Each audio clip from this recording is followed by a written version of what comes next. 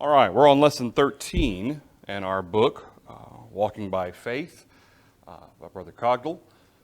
We have already covered lessons, kind of I guess you could say, all connected, lesson 11, lesson 12, regarding the work of the church with regard to evangelism and then edification, and now we're talking about benevolence. We read the introduction as we ended last week.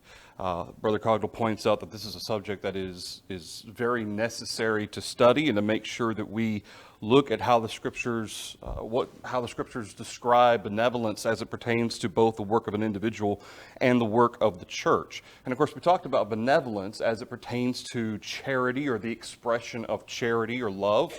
Oftentimes, benevolence is associated with money.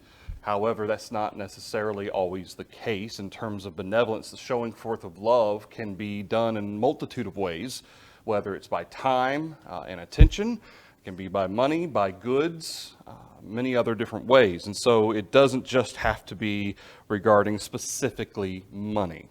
But the first point that he brings out, the work of benevolence was never used as a means of introducing the gospel or the kingdom of God. And I think that's a very important point, where we have, in our religious world today, we have multiple examples of churches that are offering people breakfast and offering people coffee and donuts and things like that, and they advertise those types of elements in an effort to bring people in.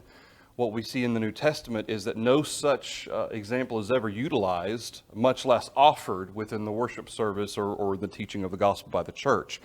The importance of remembering, as he points out under letter B here, people who are attracted by benevolence will turn away when the benevolence is discontinued, because their convictions concerning the gospel do not constitute the grounds of their attraction to it. As long as it benefits them, they'll continue maybe to be drawn to something, but once it no longer exists, then that's not going to be something they're going to follow. Multitudes followed the Lord under sea for the loaves of fish, physical healing, and the emoluments of political office and reward, but they turned back to walk with him no more the very moment he taught something they did not like. And of course, the feeding of the multitudes is a great example. Okay, Jesus fed 5,000 people with loaves and fishes, and then the very next day, the multitude comes back expecting more food. Well, Jesus turns them away. In fact, he goes across and he gets on a boat and goes across the water, because what he tells them is, you're here not because of what I taught, what I told you, or the works that I did. I mean, the whole point of feeding the 5,000, yes, he had compassion on them, but it was a miracle that he did in feeding them. But he says, it's not the point that of what I said. What you want is to be fed again. And that's not what the point is. And they missed that point. And of course, John 6 and verse 66 describes that this is John, at the beginning of John chapter 6, we have Jesus feeding a multitude again. And in verse 66, after Jesus has spent all of chapter 6 kind of teaching about the nature of the kingdom, and Jesus says, you must eat of my flesh and drink of my blood, many of them no longer followed him after that, because it was a hard saying and they couldn't really understand what he was talking about. And so they no longer walked with him after that, even though he fed them. They weren't particularly attached to it when it was something they didn't like or didn't understand. Any thoughts through that under point 1? All right, under point 2, much of the teaching in the New Testament on this subject is directed to Christian individuals and not to the congregation. And this is a key component as it pertains to understanding the nature of the difference between what an individual can do and what a church is authorized to do. And certainly we've dealt with that a little bit in the past as it pertains to that distinction. But for instance, in 1 Timothy chapter 5, when Paul describes the difference of widows who are widows indeed, okay, he says, let not one be taken into the number who is not a widow indeed. And by the number, he means those who are daily or weekly or even monthly assisted or fully supported by the church. Let not one be taken in a number who has a family, who is not of a certain age, who first of all, certainly who is not a Christian. That's one particular aspect to it as well. But the fact that there are so many qualities and restrictions on what constitutes a widow indeed, and whether or not she can be helped by the funds of the church, Paul concludes that by saying that if a woman's family, a widow's family, should take care of her, he says, let not the church be burdened. So if the statement is true that whatever an individual can do with their money, then a church can do, and vice versa, then what the distinction that he makes some sense. There is deliberately a distinction made by Paul between the funds of the church versus the funds of the individual. And he brings up several different passages that he invites us to study and to read. Matthew chapter 25 certainly is pertaining to the individual. And there's several different. Galatians chapter 6 certainly is one as well, as it pertains to doing good unto all men, especially to the household of faith. But as he gets to James chapter 1, to me this is perhaps one of the main aspects or passages that I think many people stumble over. James chapter 1, and in verse, notice with me, James chapter 1, can't talk and do this at the same time. So, starting in verse 26, if anyone among you thinks he is religious and does not bridle his tongue, he deceives his own heart. This one's religion is useless. Pure and undefiled religion before God and the Father is this, to visit orphans and widows in their trouble and to keep oneself unspotted from the world. Now, for most people, verse 27 is an all-encompassing principle that applies, yes, to the individual, but also to the church or the congregation of God's people. But as Brother Cogdell points out, the entire context is about the individual. Verse 19, let every man be swift to hear, slow to speak, slow to wrath. Verse 22, but you be doers of the word.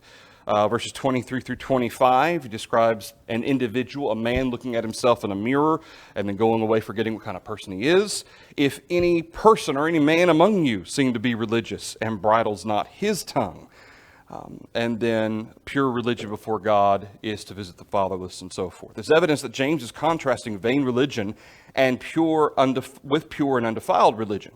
No one with reason and honesty can ignore the individual application of this passage. And as I said, many people get the concept confused, though, that if we're talking about quote-unquote religion or one's dedication to the service of God, that's in essence what the term religion means in this context. It means one's dedication to the service of their God, or Jehovah. Then why wouldn't that quote-unquote religion apply to a congregation? One has objected that if this passage is not addressed to the church or congregation, then the church cannot practice pure and undefiled religion. And in answer to this, we would only suggest that wherever the New Testament scriptures teach that the churches are to be kept pure, free from the spot and blemishes of the world, wherever the scriptures teach the church to care for the destitute, in such passages the churches are taught to practice pure and undefiled religion. But in the above passage, such teaching is addressed to the individual Christian, and to apply it to the churches is to pervert and wrest the passage out of its contextual setting.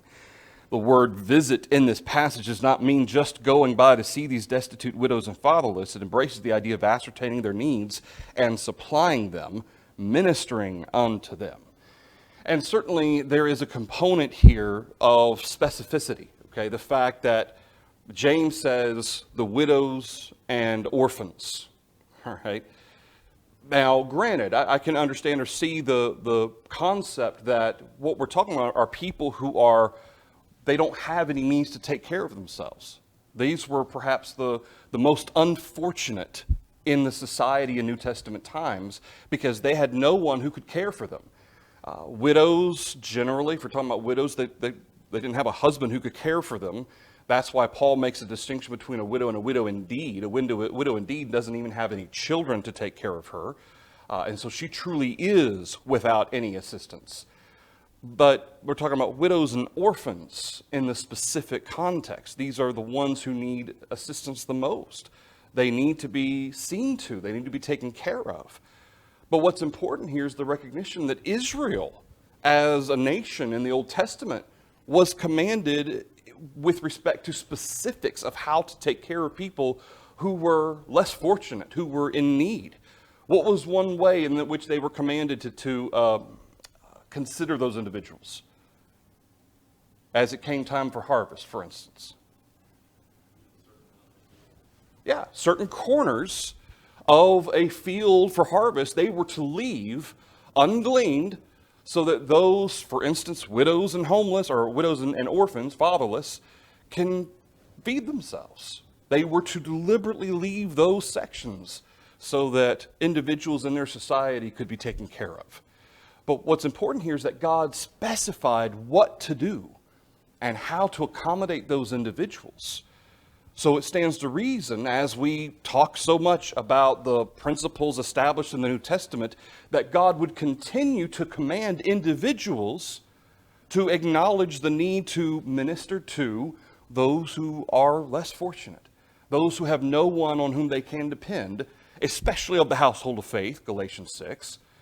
But even more than that, the fact of the being specific regarding what the church is supposed to do, you would think we would have clear guidelines if anybody and everybody from a community were to be assisted from the funds of a church. Just like Paul gave very specific guidelines regarding who was a widow indeed, you would think that why would there be much less restriction placed on helping people who aren't Christians versus helping those of our own number who are in need, but she may not be a widow indeed? Why would she why would she have more restrictions than somebody else in the community who all they need to do is stop by and say, hey, I need money to help with gas, or I need money to help with whatever. And so it's important to recognize kind of the differences that are being made here. Thoughts or comments through that?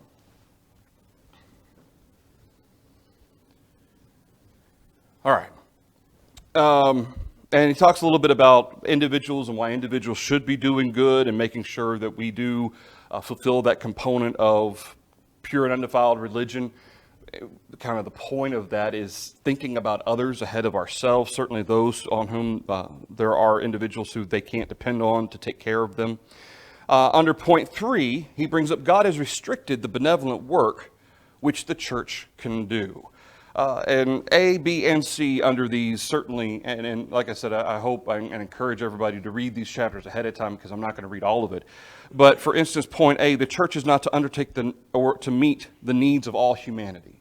It's not possible for us to meet the needs of everyone in our society, our community, for instance, even our local community. First of all, even if you took, let's say, a half square mile in every direction from our church building. Say only those people within that scope are the ones we're going to be willing to assist. That means, first of all, everyone who asks for help, we have to find out what their address is. We have to check a map or check the internet or whatnot and make sure it's a half a mile away. And then, how do we determine and even within a half mile, I don't know how many thousands of people may live in a half mile, but even then, how do we determine who has the greater need over someone else? Some people may have sincere and earnest and immediate needs, whereas others may not have earnest and sincere and immediate needs. So all of a sudden you get into this quagmire of details that God doesn't provide, He doesn't authorize, and all of a sudden you're having to make judgments on who the church should or shouldn't help based on their merit, based on who has the best story or who has the best explanation for why they need assistance. Then you're imposing rules that you've made up regarding that half a mile circumference around the church building. And all of a sudden you are instituting and binding things that God hasn't bound. A person's 0.6 miles from the church building, oh, we can't help you, sorry. Well, they may seriously be in need. You're helping all these other people, but why won't you help me? And it goes to show the wisdom of God in showing that the church is there to be a beacon of the truth. It's supposed to be a pillar and ground of the truth. The focus is to be on the truth. Okay, physical issues, physical necessities certainly are physical individual needs, but the church is not there as a personal bank. It's not there to be a personal social service for people in the community, and certainly not even for Christians. Again, the church is not to serve as a personal bank or personal, I'm going to fulfill my wish list by continuing to come to the church and say, hey, I need money, hey, I need help. That's not what the purpose of the church is for. It's to meet the needs of the saints That's one of the examples we're given regarding the usage of the funds of the church. Those needs, though, are immediate, and in the example of the New Testament, they're desperate. It's not a situation where I'd like a new car or I'd like a new cell phone. It's these people need food to eat. They need a place to live. They need clothes on their back. Those are far more, I guess you could say, foundational to survival in life, as opposed to wanting a new car or wanting a new cell phone or anything else. Snoop, or somebody over here, I saw a hand in the corner of my eye. Well, just on that, I was going to comment something else, but just on that, there's a difference between a need, a necessity, and a want. Yeah. You know, what I was going to say is we have an example, I believe it's with the 10 virgins, and 5 were prepared and 5 weren't. Yeah. And the 5 said, no, I'm not giving you my stuff, because if I do, then I won't be prepared. Right. And I equate that to, if we take care of everybody that knocks on our door, then what if a true a member of our spiritual family comes and they are destitute, but we've used all of our resources on non-believers? Yeah. You know, Christ came for everyone, but he's only going to save those that believe in him. Right. You know, so if we prioritize like he does, we're willing to help everyone, but those that believe in Christ are going to get preferential treatment. Mm-hmm. And they should, especially to the household of faith. We are members of the same family. Yeah. And as most of us, family is first. Yeah. Whether it's physical or spiritual. Yeah.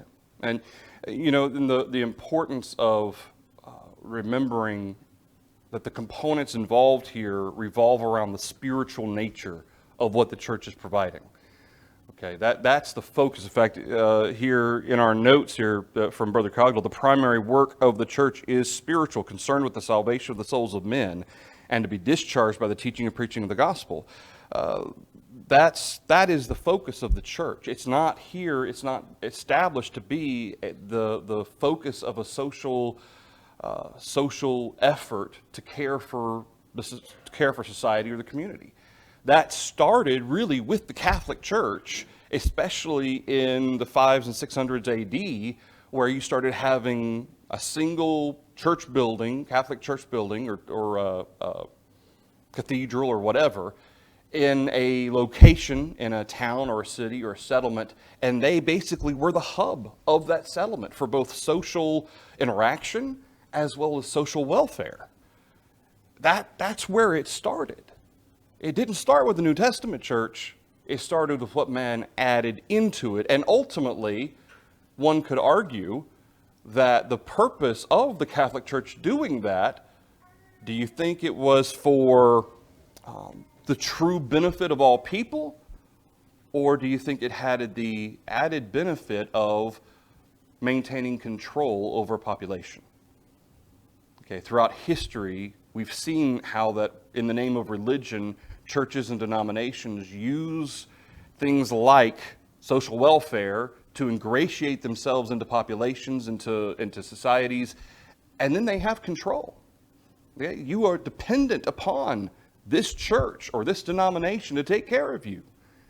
That provides security. That provides, I guess you could say, job security. It creates dependence. It does. It creates dependence. But if you use that Old Testament example of leaving the edges of the field, those widows still had to go out there. They still had to go get it. That's right. Somebody brought it to their door. Yeah. Yeah. Especially for those that were able. Yeah. And maybe those that weren't, somebody brought it to their door. Yeah. Of course, certainly there's, and it's not that sometimes that they couldn't, have other people help them out and bring it to them. What's one great example from the Old Testament where one young lady, daughter-in-law, did that for her mother-in-law? Yeah. Yeah, Ruth. And so so certainly, you have those examples where some of them aren't able, but others who can do it, they do that. But it's still dependent on the individual to take care of that, not on the farmer to glean that and then hand it over. That's certainly not part of that. Anything else through point or letter A, I guess? All right. Under this, other agencies in the world are to engage in benevolent work with God's approval and in harmony with his plan. while on the church is to preach the gospel. Certainly the component of government, certainly the authority God gives for government certainly speaks to law, and it speaks to whatever physical elements that government wants to do to help take care of people who are homeless or people who are in need. Certainly those things are fine for them. But Brother Cogdell brings up the family is in charge of taking care of its own. That's one of the things that the Bible brings up as it pertains to 1 Timothy chapter 5, certainly, and then civil government, as I mentioned. The only contribution which any congregation made out of its treasury in the New Testament day was to the poor saints. And when he says here, the only contribution regarding, he's talking about those who are requesting help or are in need. Okay, obviously the funds of the church were also used, for instance, to do what? Support preachers. Yeah, Paul mentions that in Philippians 4. Okay, but Brother Cogdell, what he's describing here is as it pertains to those in need. Okay, not to say preachers are in need, but to say those who need help surviving, the poor saints, for instance, in Jerusalem, who were in need. Certainly even before that, back in Acts chapter 12, you have the situation with the famine being prophesied by Agabus that's going to affect all of Judea. That was an issue as well. Anything through letter C? God even limited the saints for whom the church can care in its benevolence. And here is where he lists the very specific qualities and qualifications of who's a widow indeed. She must be destitute or desolate. She can't have anybody taking care of her. She must be faithful in worship, which would certainly involve and being godly in life and character, and there's even specifics there. But that would show that this person is a faithful Christian. And then she must be 60 years of age or above. She must have been benevolent and faithful in good works herself. She must have been the wife of one man. And I thought that was kind of interesting. Note, this passage is not talking about widows who were to be hired or employed by the church, as some contend, but widows who were subjects of benevolence or relief.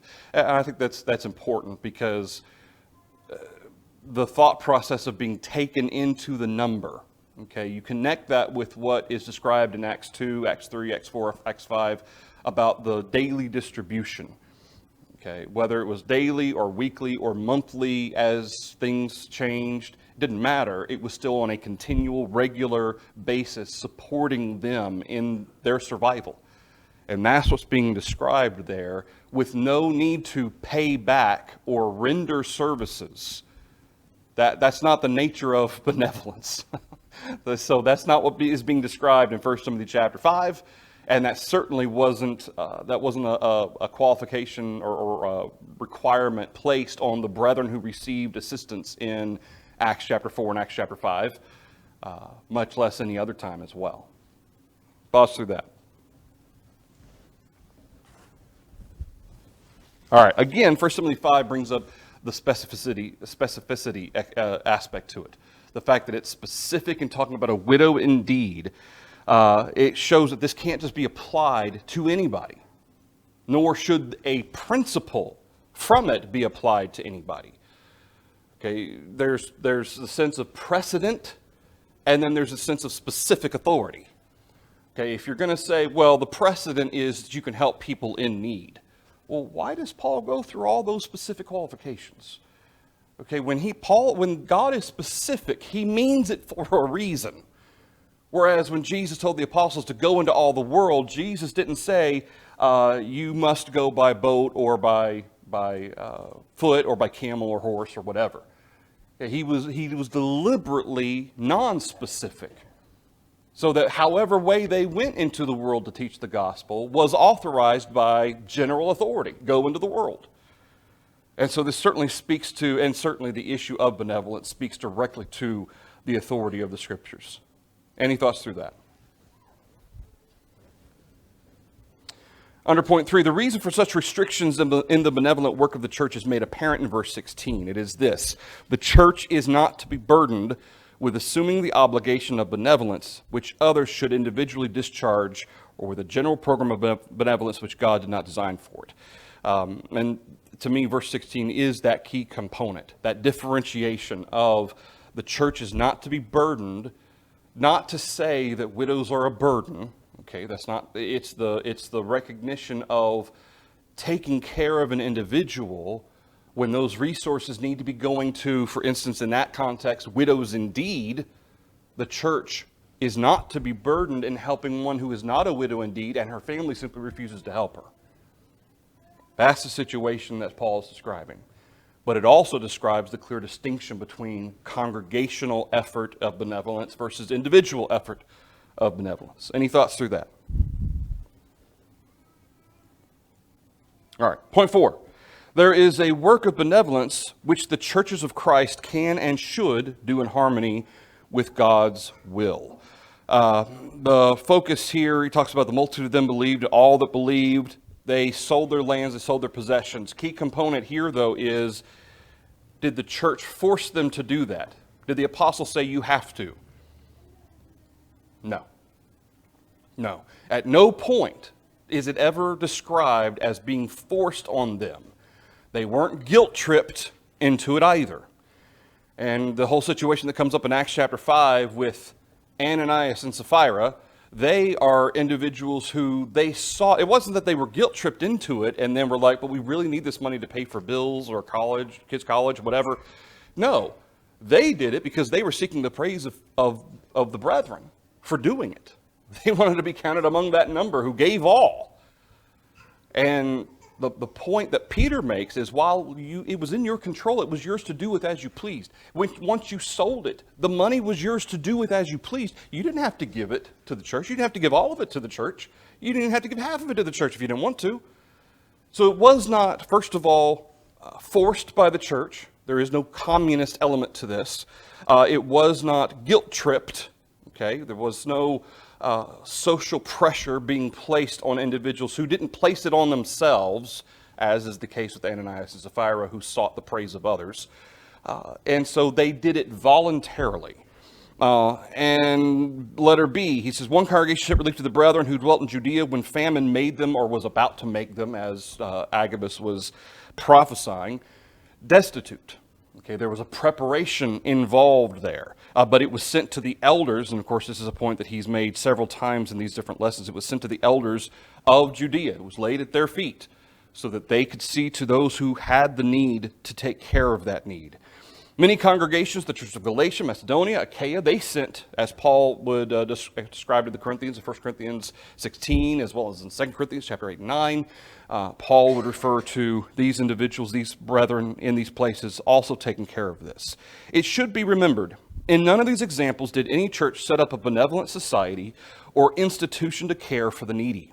It was done under the elders of each church. Now, this harkens back a little bit to the concept of the institutions and the different societies and agencies that churches in the religious world try to utilize to expedite or to bring about the fulfillment of the commandment of God.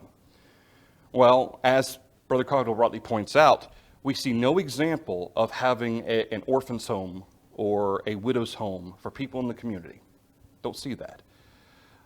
For that matter, you don't see an example of having a society or a trust or board that was established by elders of even individual churches to determine merit for those who were in need. The elders were involved in that. They were the ones who determined that. Now, deacons certainly could help to an extent, but the example we have is elders were the ones who determined. So notice that it's not just spiritual issues that the elders took care of. There certainly was a physical element to it too, in which these elders were making sure that everyone, or were supposed to make sure, everyone was being seen to. Of course, the early example we have, and of course the apostles were not the elders of the Church of Jerusalem, but there weren't elders yet apparently. But in Acts chapter 5, what was the issue? What was the problem? I'm sorry, Acts chapter 6. Some widows were being neglected. The Grecian widows were being neglected in the daily distribution. There's no evidence to say it was deliberate, despite the fact they were Grecian widows. Okay, these would have been Jewish people from the Grecian, Hellenist, I think is another term that the different translations use, Hellenist or Grecian. It's Greek-speaking Jews, people from the dispersion who had been there for Pentecost. Well, now they're stuck. Okay, they only planned for a certain amount of time from Passover to maybe Pentecost, but then after that, they had no means to take care of themselves. Well, they were converted on the day of Pentecost, and now they have no means to take care of themselves. And so certainly that's going to be something that has to be addressed. Well, the apostles, they couldn't take care of everything. They couldn't do it all. So certainly they had 7 men assigned specifically to help in that situation. Again, before the church apparently had elders or deacons, not once are the apostles called elders, and not once are those 7 men chosen in Acts 6 called deacons, but those individuals were involved in helping take care of that effort. Anything else with that? Yes, ma'am. I was going to say, when churches do that, it's almost like they're trying to alleviate, no matter what a congregation does, it doesn't alleviate my individual responsibility. Yeah. I still have to be good to my neighbors, be the good Samaritan when I see somebody in need that needs to be taken care of. I still have that as a responsibility. I can't just say, well, go down to my church, they do it. Yeah. Yeah. That doesn't, I'm still going to be accountable for God, before God, if I don't give that thirsty person a drink of water. Yeah. Well, and that's a great point that you bring up, because the term responsibility, I heard it explained once by an old fellow one time, it's your response to the ability you have to address whatever the situation is. It's the response to according to your ability. Okay, now are all of us going to be in a financial position to be able to help everybody we see? No, we're not. However, certainly when those opportunities are available and we have the means to take care of that, we should do that. Because if you say, well, I put my money in a collection plate and then the church does that for me, how is that any different than what we talked about regarding paying preachers and elders to teach the gospel? So I don't have to. I don't have to talk to others about the gospel. I don't have to invite people to church. That's what I pay the preacher and the elders to do. It's exactly the same concept. I'm substituting money, and in return, somebody's doing something in my name.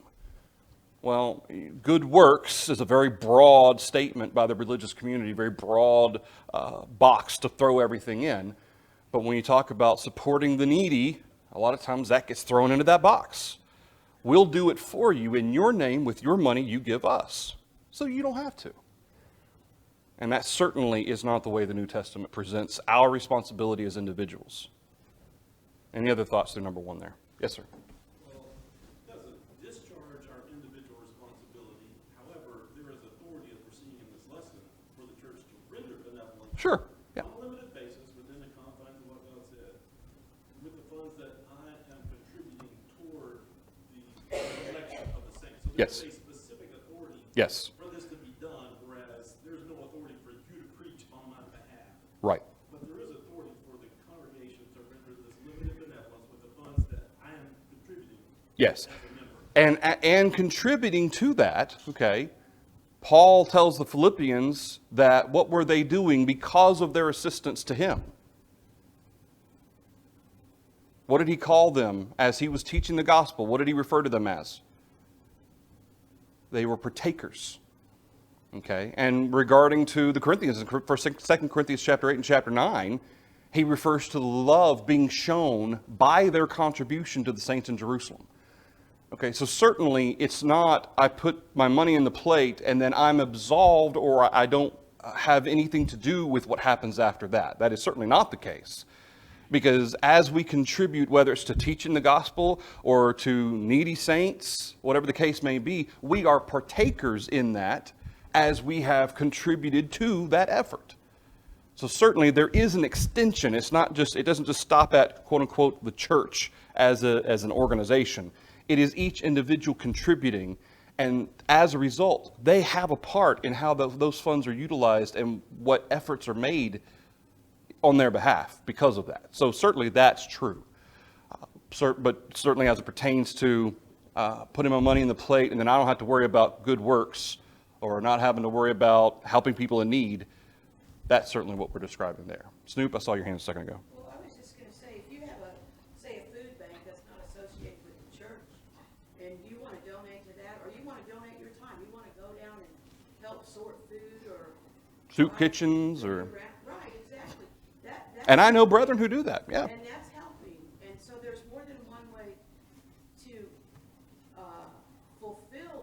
Sure. Than just money. Yeah. You know, I might not have a lot of money, but I might have time to help in a physical way Right. where someone else might not be able to. Right. And that's a great point, and that shows the nature of the term benevolence isn't limited to just money. And that's, in the religious world, typically that's what people think. When they think of benevolence, they think money. And that's not limited to that specific aspect of benevolence. Point 2, no church sent its needy to another church to be cared for. Each church cared for its own, and if its obligation to care for its own was greater than it could meet, other churches contributed to this church in need, and the funds were sent to whom? The elders. And they then made sure those funds got to whomever it was supposed to go to. So that chain of oversight, that chain of possession always maintained itself from one church sending it via one or two of their own members to the church receiving those funds. The elders took it, and then that oversight continued. There was a chain of oversight there. No church contributed to another church to enable it to promote and carry on a good work, quote unquote good work. Okay, that certainly would apply to teaching the gospel. He's addressed that in past lessons, much less the nature of taking care of people. They sent only when the church was in need. In other words, there was no sponsoring church situation, whether it was for the teaching of the gospel or for caring for needy people, or even needy saints specifically. And that goes back to the example he provided. It wasn't like the church in Corinth, the church in Jerusalem, the church in Ephesus sent funds to Philippi, then Philippi took all those funds and sent it to Paul. That's not what Paul says happened. These examples constitute the pattern for benevolent work among the churches of Christ. This is Acts 20, verse 7, is a pattern of their worship on the Lord's Day. Excuse me. If these examples of how New Testament churches did their benevolent work do not constitute a pattern or model for churches today in doing their benevolent work, then there is no such thing as a pattern for anything in the New Testament. We are left free to worship, organize, and work according to our own will, and New Testament examples have no meaning. Thoughts or comments through the conclusion there? Yes, sir. I appreciate this last section. I think he's giving a balanced view. If we tend to, and rightfully so, look to see what the restrictions are that we don't cross those. Yeah. But we can't let that quash our willingness when there is a true legitimate need that the church can do with its funds, that we don't quash that mentality of a willingness to perform and let individuals do it. Right. On the flip side. Not that individuals couldn't do it, but if there is an authorized responsibility of the church's funds, then we need to have a willingness, after doing our due diligence, Right. to ensure the need is legit and within the confines of what the church can do. Right. We need to have the same willingness to do with those funds the other functions that we do not. That's a great example. You know, you can go too far to an extreme to be so scared to utilize the example of the New Testament that you don't let the example of the New Testament help us to take care of needs that we can take care of with the funds of the church as according to the example. And that's the component of due diligence. Make sure it is according to what the Scriptures teach. Make sure it's done in the way that the Scriptures teach. Now, certainly there are other aspects that may constitute a question mark, or what we might refer to as a gray area. Does this constitute a need under New Testament guidelines? Well, I don't know. I don't know how that would necessarily, be considered under New Testament guidelines.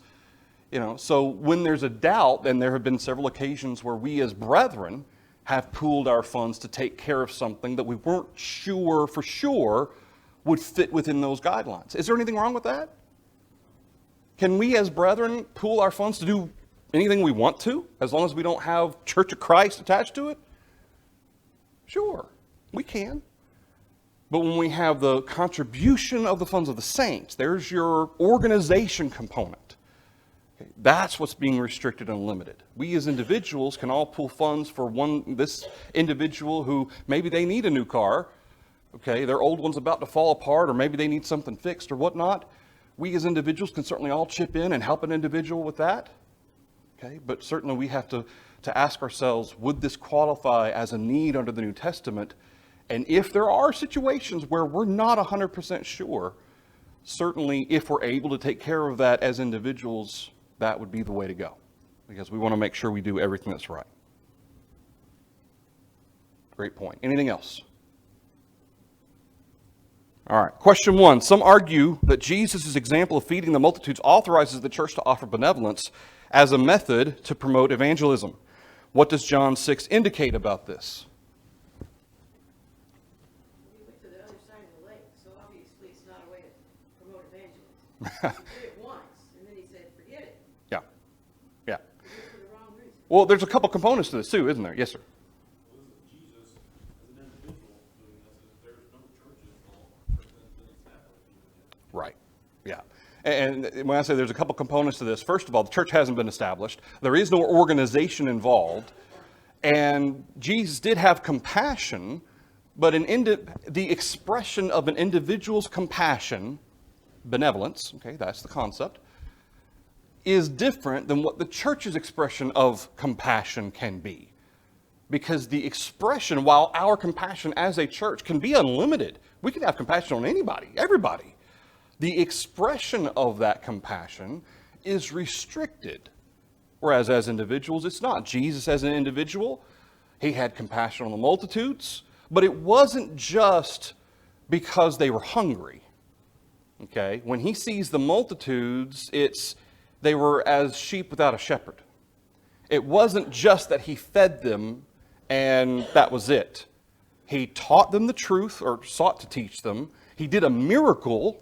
First of all, that shows that he truly was the Son of God. And then when they come back to him again, it wasn't because they sought to hear God's word. It wasn't to see another miracle necessarily. It was they wanted food. They wanted more food.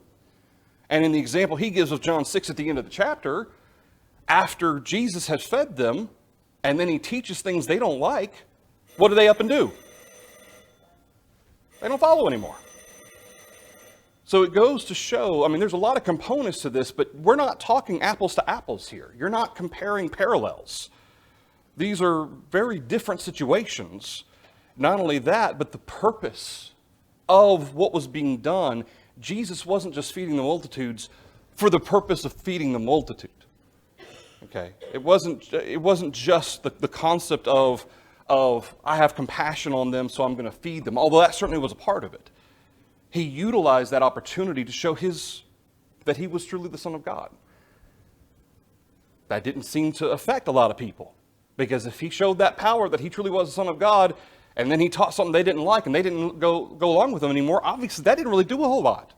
That's not Jesus' failing, but it certainly is the failing of those who should have seen the message or heard the message and seen the miracle. All right, we will stop there. We will finish up Lesson 13, get to Lesson 14 next week. Thank you, everybody.